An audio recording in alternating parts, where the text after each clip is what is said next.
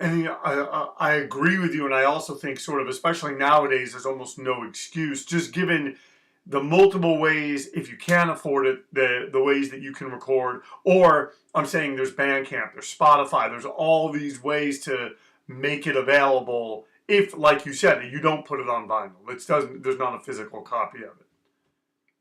That's true, but we still have artists that are very insecure about their work. They don't want to be criticized, or they don't want to be perceived as something flawed. They don't want to be judged. Right. So they're just never going to put anything out. I have recordings here in the house that are really nice recordings of various things I've picked up along the way, where the artist chose not to publish, for fear of being judged or something. So now you're doing process. You did that first 12-inch. You did it, like I said, at South Coast Studios. You go from a 3-piece to being a 4-piece. What kind of happens then? Was it playing, and then because the sound changes, and I remember that there was kind of a story about Egg and you guys not noticing that until you were in the studio.